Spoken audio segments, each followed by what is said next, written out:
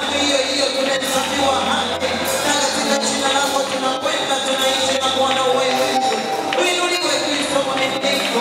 Asante Roho Mtakatifu, tunakuamini kwamba uko hapa na uko tayari kujifunua na utakase kwa hiyo kweli ya neno.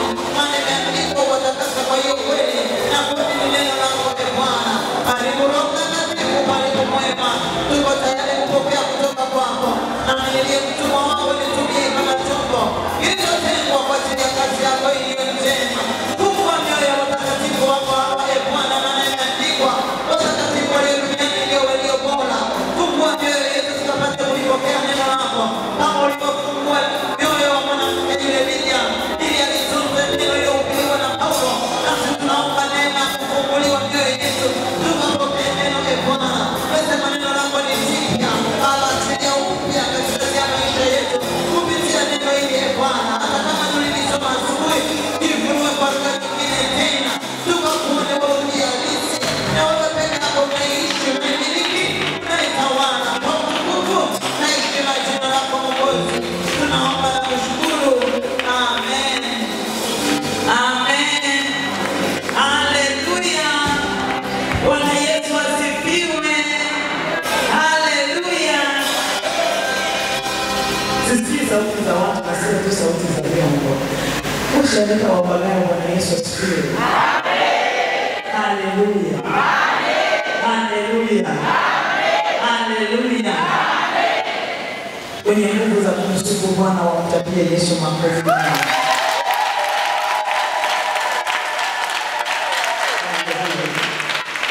Haleluya. Najua Mungu akali kwenye maombi. Mungu anapita katikati ya sifa.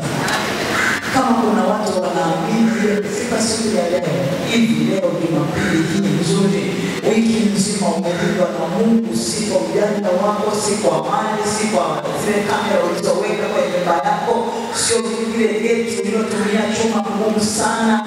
Unaamini tu umelindwa na Mungu. Wewe mpigie tena Yesu makofi.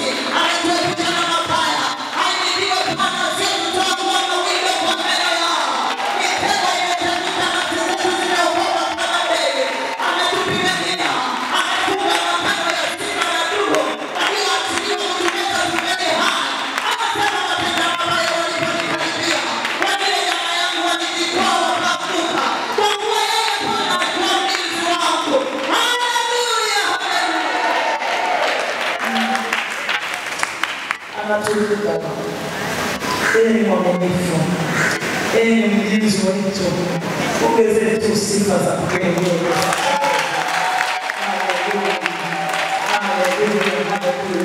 Katikati ya sifa kuna mazidisho, katikati ya sifa kuna kuongezwa, katikati ya sifa kuna kutolewa katika mnyonge na uchache ukawa mtu mkuu, katikati ya sifa kuna kugeuzwa moyo. Anasema kwenye Yeremia 30:19-20, anasema kwa utasikika sauti ya watu wachangamkaa, sauti ya shukrani. Anasema nitawazilisha, nitawaongeza, hawatakuwa wachache, hawatakuwa wanyonge. Anasema na watoto wao watakuwa kama kwanza. Haleluya. Haleluya. Haleluya. Tunamshukuru Mungu kwa neema ya ajabu ambayo ametukirimia. Tukae watu wa Mungu. Mungu awabariki sana. Nashukuru kwa ofisi ya mchungaji na viongozi wote, baraza la wazee na viongozi wote wanaotumika kwenye madhabahu kunipa nafasi kuwa mtumishi pamoja nami kwa wiki hii. Jina la Bwana litukuzwe. Najua mimi sio mgeni sana, lakini naweza nikawa mgeni kwako ambao wewe sio mwepesi au sio kawaida yako kuhudhuria vile vipindi vya katikati ya wiki, yani morning glory na evening glory. Kwa hiyo mimi kwenye hizo ibada sio mgeni. Naweza nikawa mgeni kwenye ibada hizi za Jumapili, lakini vipindi vya katikati mimi sio mgeni. Kwa hiyo kwa wale ambao wanafahamu naitwa Lydia kabisa au Mrs. Isaac John Mligo, ni mama wa watoto wengi, mmoja safari ya kuelekea mbinguni. Amen. Amen. Ninamshukuru Mungu kwa hii nafasi ambayo amenipa. Kwa ukisikia mara nyingi redioni kwa vipindi vya usiku, vipindi vya shukrani kila Jumanne, vipindi vya Jumamosi vya maadili na malezi ya watoto asubuhi Jumamosi, lakini kwenye maombi na maombezi kwenye TV yetu, TV Upendo, na kwenye Amka na Bwana. Jina la Lydia sio geni Mungu kwa wanaosikia kwenye redio. Mungu wa mbinguni na mawabariki. Tunamshukuru Mungu kwa ajili ya kipindi cha Kwaresima kwa taratibu na mliojiwekea. Kwa mnakuwa na maombi mfululizo kwa kila usiku wa 40.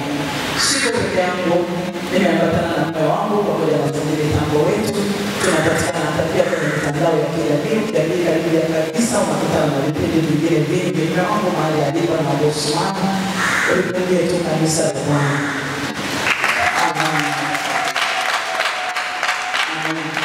Ndani ya hii wiki ambayo Mungu ametupa, tutakuwa na somo dogo linalosema kila haki yangu iliyoshikiliwa na nguvu za giza iliyokolewa. Kila haki yangu iliyoshikiliwa na nguvu za giza iliyokolewa. Bwana Yesu asifiwe. Ni msimu wa majira ya Kwaresima. Ni kweli tunafunga, lakini lazima tuende na nyakati. Tujiulize kwa nini tunakumbuka majira haya. Ndani ya haya majira kuna vitu vingi ambavyo unaweza ukaviomba kwa imani na Mungu akajibu kwa uaminifu wake. Bwana Yesu asifiwe. Pamoja na kwamba ni Kwaresima, lakini lazima ujitafakari kwa nini Yesu kwenye maisha yangu. Yesu alikuja duniani kufanya nini? Yesu aliletwa duniani kwa ajili ya nini? Kwenye kile kitabu cha Nabii Isaya sura ya 42 mstari wa 20 na mstari wa 22.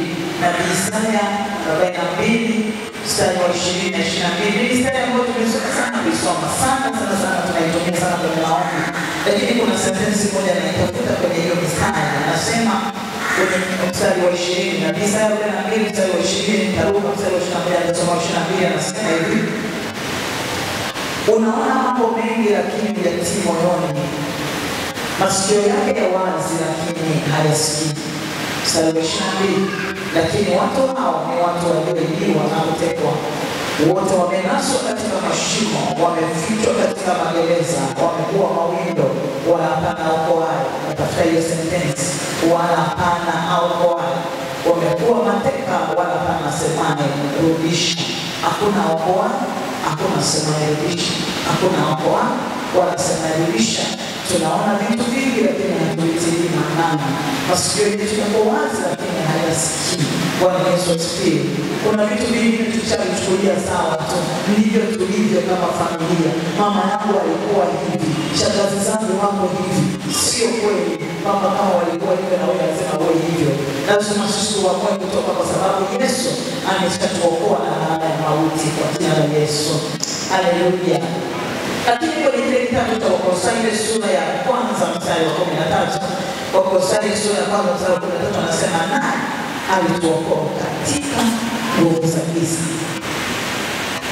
Naye alituokoa katika nguvu za giza, akatuamisha na kutuingiza katika ufalme wa pendo la Mwana wake. Naye alituokoa. Kwenye Isaya anasema hakuna aokoaye wala hapana aokoaye. Hakuna aliyekuwa anaonekana kwamba watu wanatakiwa kuokolewa, lakini Yesu amekuja sasa, anatuambia kwenye hiyo Wakolosai, anasema naye alituokoa. Haleluya. Yaani tumeokolewa na Yesu Kristo anayetetea makafara, madamu ya mababu na mizimu na miungu hayakuweza kutuokoa, tulibaki na mateso yale yale. Lakini alipokuja Yesu akatuokoa, sio tu kuokolewa, na tumehamishwa kutoka kwenye nguvu za giza, tumeingizwa katika ufalme wa pendo la Mwana wake. Kwa hiyo ile kwamba naona kuna kazi za shetani kwenye maisha yangu, kuna namna sijaokolewa, au kama nimeokolewa sijahama. Kuokolewa ni jambo moja na kuhamishwa ni jambo lingine. Ni kweli tumeimba alimaliza pale Kalvari kutupa tiketi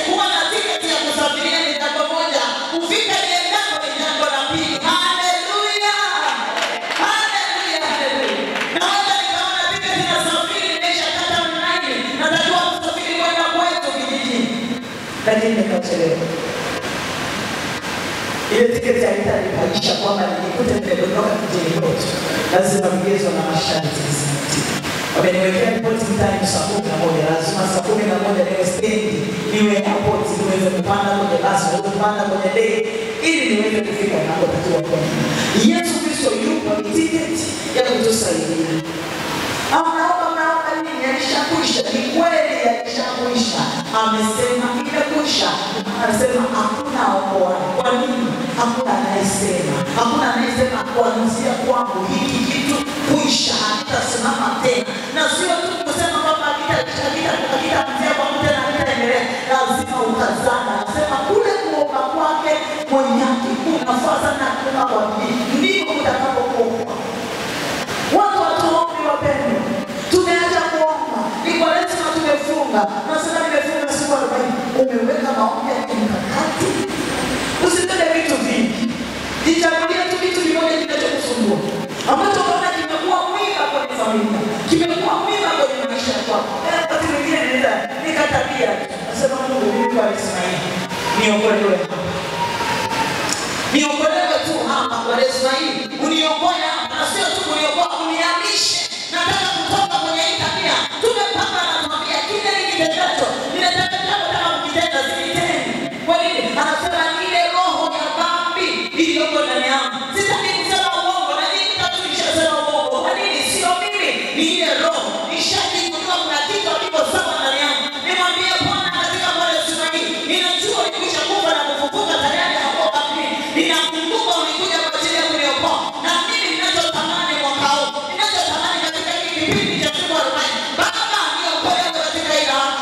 Niokolewe kwenye hii dhambi. Ndoa yangu inaokolewa. Watoto wangu waokolewe. Vijana wangu wanatoka kwenye hii tabia mbovu. Kuna wazazi mnalia. Tena hii wiki mwambie Bwana, katika jina lako takatifu umesema, kila nitie jina la Bwana ataokolewa. Ninakuita Bwana Mwokozi, uliyekuja kwa ajili ya kutuokoa. Okoa watoto wangu na hii tabia. Mwambie Bwana, ninasimama ndani yako. Umsema kila anayenitia jina lako anaokoka. Baba, nakuita kwa ajili ya watoto wangu. Okoa watoto wangu. Okoa watoto wangu. Uone kama Mungu atenda. Shida itatoa sadaka kwa nabii na kwa mtume. Wapendwa watu wa Mungu, ni kweli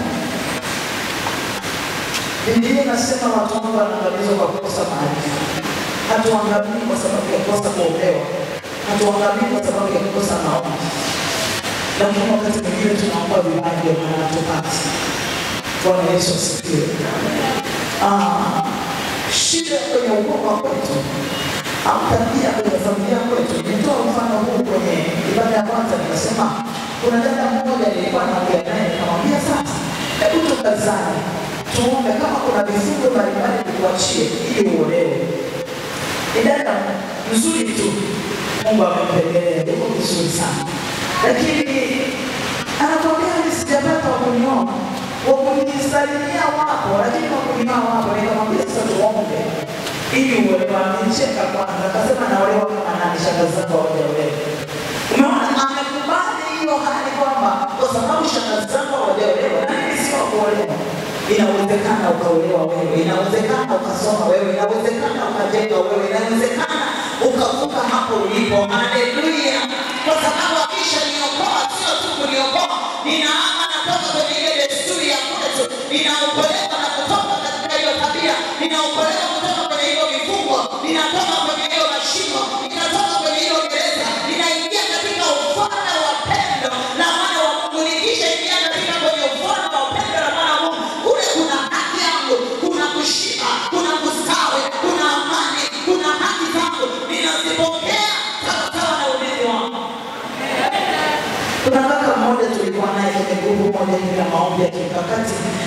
Akasema mimi ninachotaka kuomba, siombee kitu chochote. Familia yetu tulishaambiwa hakuna anayetakiwa kujenga nyumba mjini, na hakuna anayetakiwa kukaa mjini. Ndio maisha mjini, labda Dar es Salaam unatakiwa kukaa kwa kijiji kwenu huko matopeni na mkae kwenye nyumba za udongo.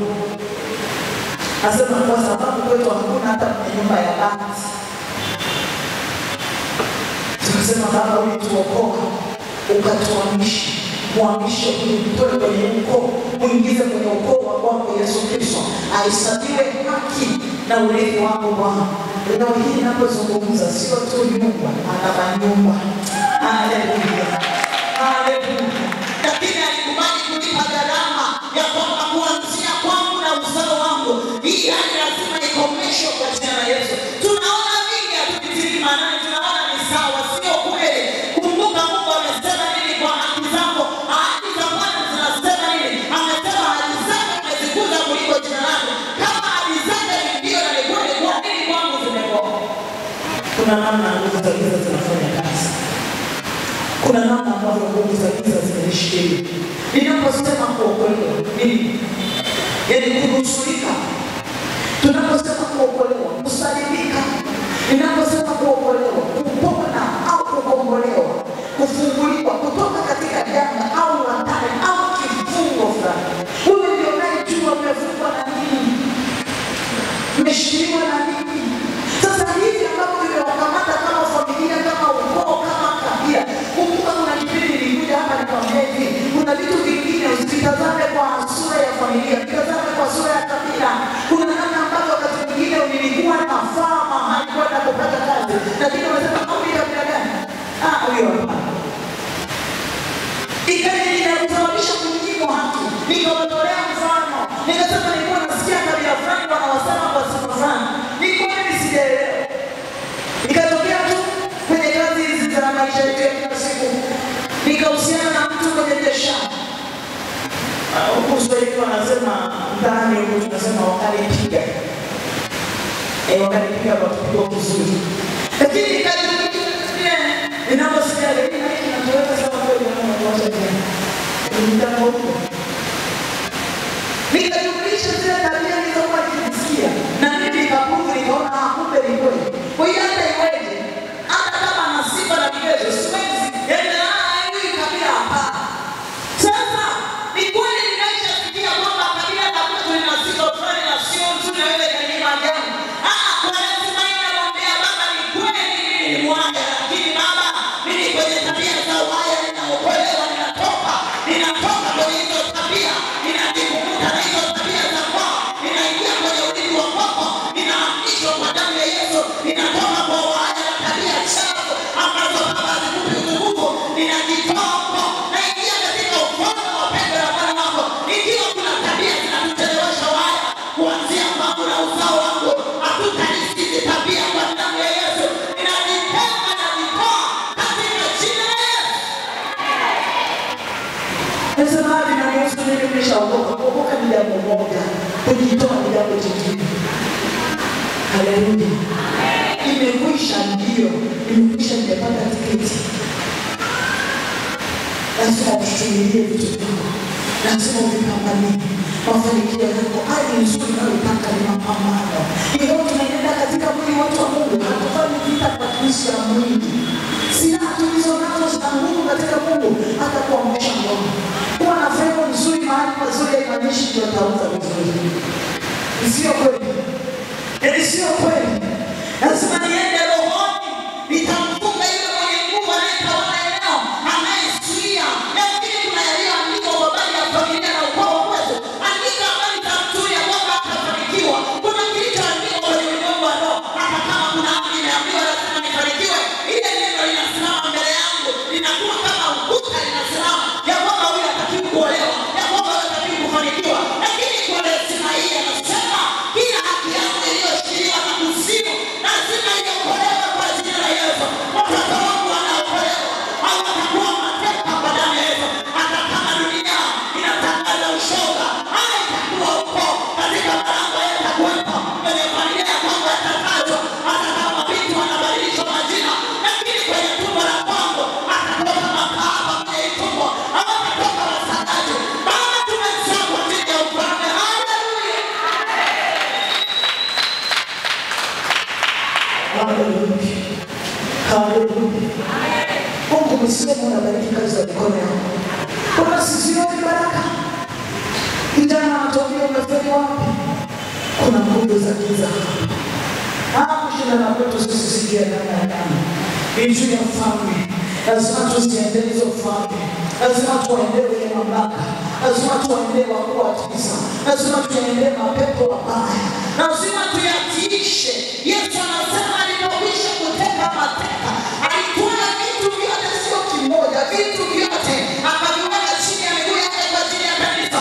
Mtu wa Mungu umeshaokolewa, mwambie Bwana, cha kwangu kilichokamatwa, kilichosimama kama sio, kinachozuia haki yangu, kimeshawekwa chini ya miguu yako Bwana. Chochote kinachonizuia kinaondolewa kwa jina la Yesu. Kinaachia mali zangu, kinaachia ndoa yangu, kinaachia watoto wangu. Ni kweli waliandika ya kwamba mabinti wa familia hii hawaolewi. Ni kule waliandika. Mimi naingia kwenye agano jipya, ninatoka kwenye agano la kwanza, nasimama na damu ya Mwana Kondoo. Anasema hii ndiyo damu yangu ya agano jipya.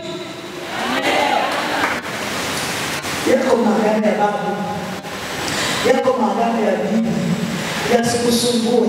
Simama na damu ya Yesu. Kwamba Baba, ninasimama na hii damu, hata kama iko miungu ya Misri ambayo iliwazuia wana wa Israeli kuabudu, mimi nasimama na damu ya Yesu. Miungu yote ya kabila na ya ukoo wa kwetu ikahukumiwe. Mimi ninatoka kwa jina la Yesu. Na sitaki tu mimi natoka na haki zangu, natoka na baraka zangu, natoka na uzao wangu, natoka na mali zangu, natoka na kila kitu cha Mungu. Kila haki yangu inaokolewa kwa jina la Yesu. Haleluya. Haleluya. Haleluya. Kwenye kile kitabu cha Kutoka sura ya 6. Kwenye kile kitabu cha Kutoka ile sura ya 6 anasema hivi. Kwenye Mathayo inaisha hivi. Kutoka sura ya 6 mstari wa 6. Sura ya 6 mstari wa 6 anasema, basi waambieni wana wa Israeli kama ninavyowaambia leo wana wa Pagani, mimi ndiye Yehova. Mimi nitawatoa ninyi mtoke chini ya mizigo ya Misri, nami nitawaokoa na utumwa wangu, nami nitawakomboa kwa mkono ulionyooshwa na kwa hukumu kuu. Ndivyo ninavyowaambia wana wa Pagani, yeye ni Yehova. Ndivyo anavyopenda kutuokoa, ndivyo anavyopenda kututoa katika mateka yote, ndivyo anavyopenda kutuhamisha kutoka kwenye nguvu za giza. Yeye alituokoa na kutuhamisha kutoka katika ufalme wa giza, akatuingiza katika ufalme wa pendo la mwana wake. Nataka nikwambie, kaza kupenda Bwana, mwambie Baba, chochote cha kwangu kimeshikiliwa, kimekamatwa, kimezuiliwa, kinaokolewa ndani ya wiki, hakitasalia. Anasema anawapenda wale wampendao na watafuta kwa bidii watamwona. Hiyo nataka kumwona Mungu maisha na bosi. Na bosi.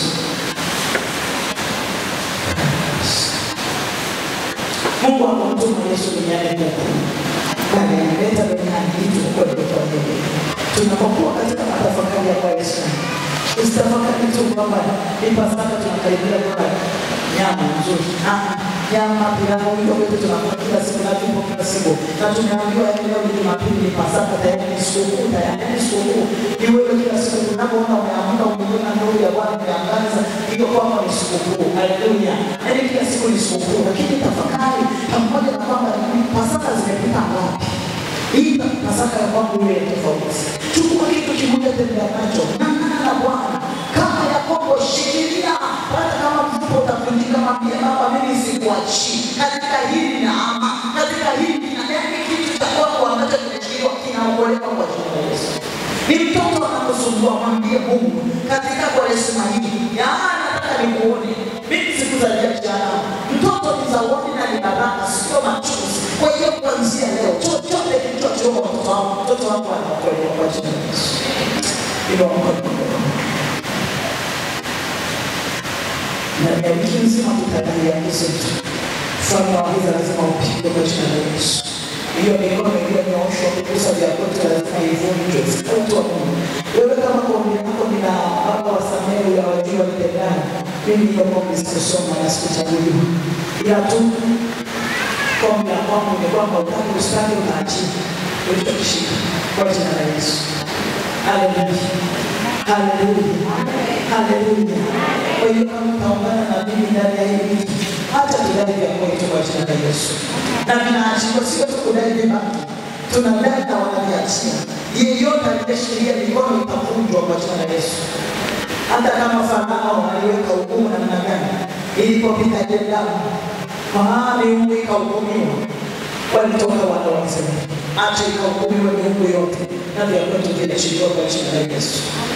Sema Mungu Baba, katika jina la Yesu, ninakushukuru kwa sababu imeandikwa, unayajua mawazo unayowazia ni mawazo ya amani wala si ya mabaya, kunipa mimi tumaini siku zangu za mwisho. Baba, katika jina la Yesu, ninakuja mbele zako, kila haki yangu iliyoshikiliwa kwenye ulimwengu wa roho na ufalme wa giza, nakuja kwako na damu ya Yesu, sawasawa na neno lako kwenye kitabu cha Ezekieli.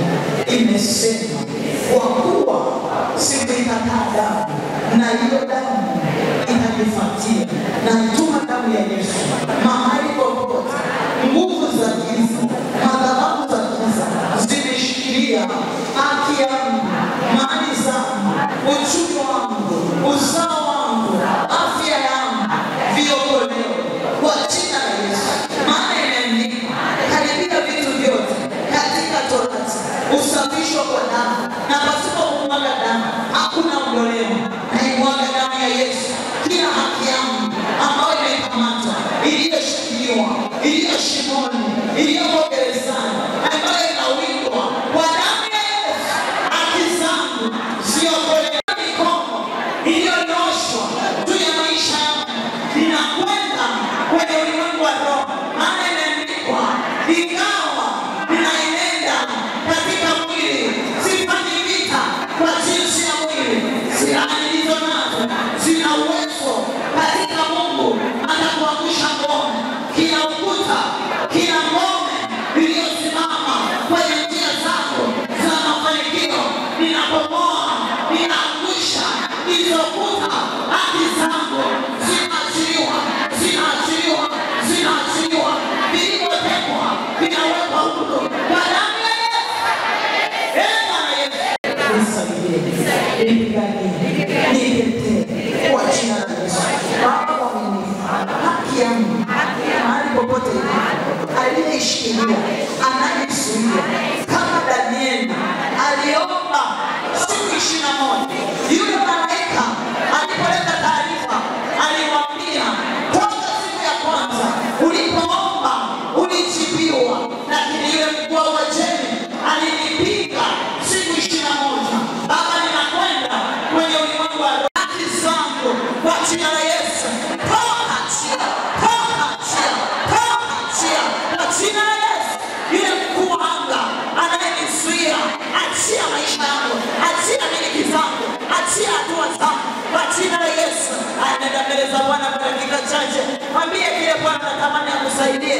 Kila mtu unataka kiokolewe kwa wiki hii, utakibeba wiki nzima. Mwambie Bwana, watoto wangu waokolewe, ndoa yangu iokolewe, biashara yangu iokolewe, afya yangu iokolewe, mali zangu ziokolewe, kabila langu liokolewe, uzao wa tumbo la mama yangu Baba wanaokolewa.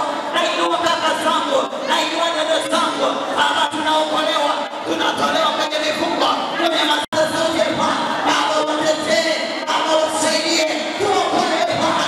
Haki zetu ziokolewe, ndoa zetu ziokolewe, watoto waokolewe, kazi zetu ziokolewe, afya zetu ziokolewe kwa jina la Yesu. Vilivyokamatwa, vilivyotekwa, vilivyofungwa vinaachiliwa kwa damu ya Yesu. Vilivyotekwa vinaachiliwa, vilivyoibiwa vinarudishwa kwa jina la Yesu. Hiyo mipango iliyonyoshwa kututenda mabaya ipigwe kwa jina la Yesu, ipigwe kwa jina la Yesu, ipigwe hiyo mikono, ipigwe hiyo mikono, ipigwe hiyo mikono kwa jina la Yesu.